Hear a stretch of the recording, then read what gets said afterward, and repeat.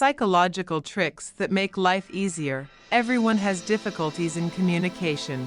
They don't fully understand us. They don't like us for something. They don't perceive us the way we would like. But if you learn a few simple techniques, it will become much easier to avoid conflicts, make acquaintances, and win others over. Take a break. Even the closest people sometimes hesitate to tell us the truth or hide what is in their hearts. If this is important to you, ask a leading question and remain silent, looking your interlocutor in the eyes. After a couple of seconds, he will not be able to stand the tension, will try to diffuse the situation and lay everything out as it is. Catch the words.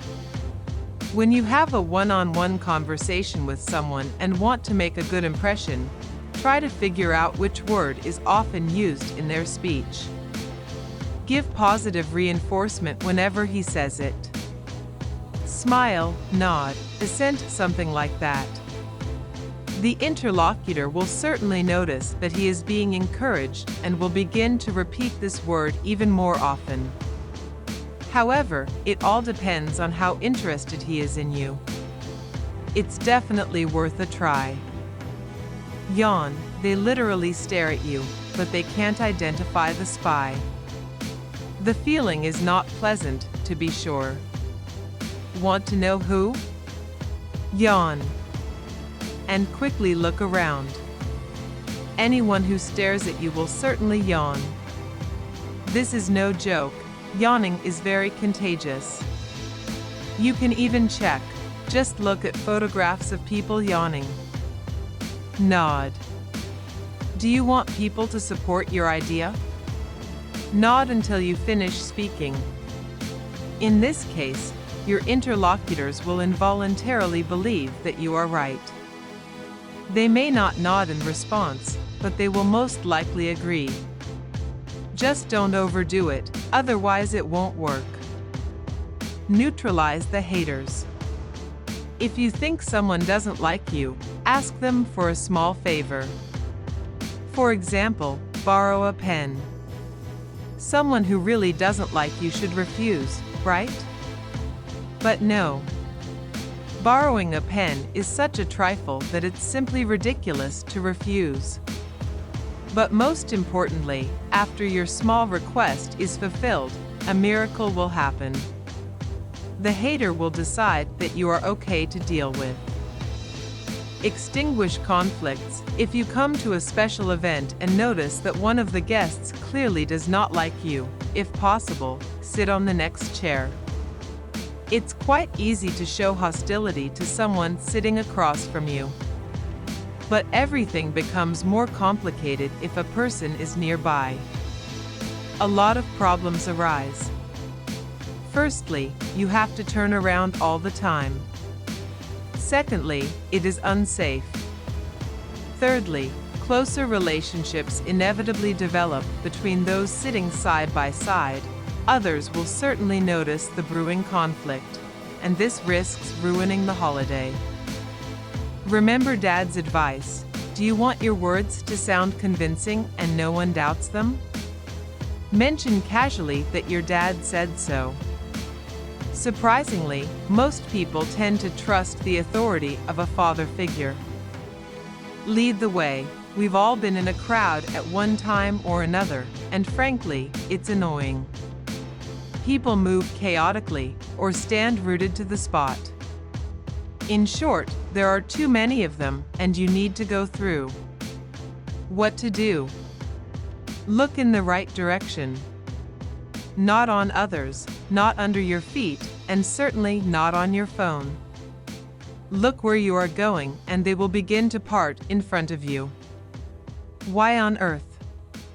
The fact is that people usually look into each other's eyes, and they will certainly notice where your gaze is directed. In this case, it will become clear to them what you want, and they will begin to make way for you. Listen and repeat. If a friend is actively talking about something, slightly paraphrase and repeat his statement.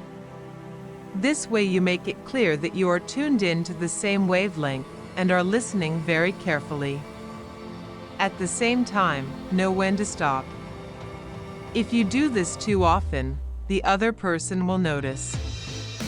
Greet warmer. If you are about to shake hands with someone for the first time, try to warm your hands. When they are warm, the acquaintance will be just as warm. Believe it or not, this helps to endear yourself. But cold hands produce the opposite impression. Turn off the music in your head.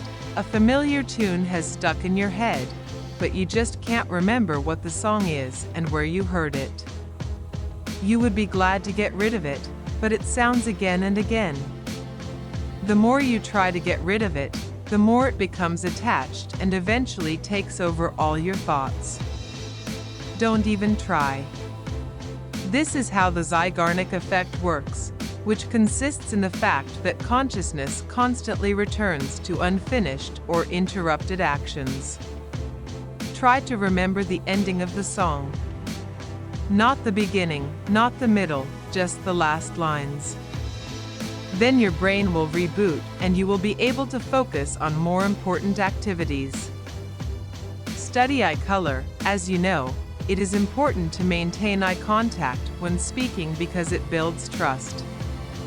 However, many admit that it is quite difficult not to look away, no matter whether they are listening or speaking.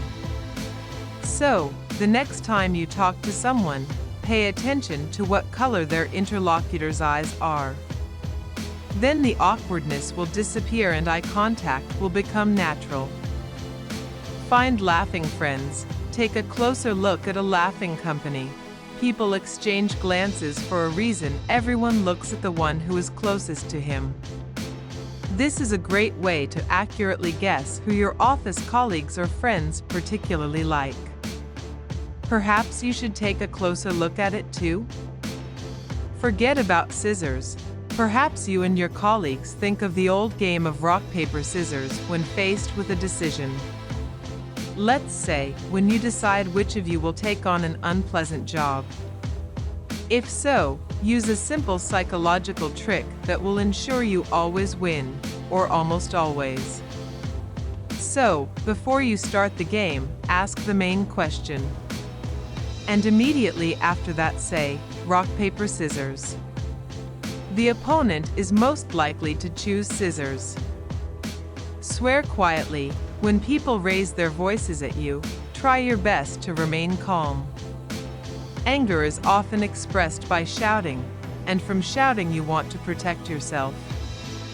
As a rule, people who are shouted at rush to counterattack, and this is where a disgusting scandal begins. But if you respond quietly and politely, the anger will quickly fade. The one who lost his temper will feel awkward and will most likely be the first to ask for forgiveness.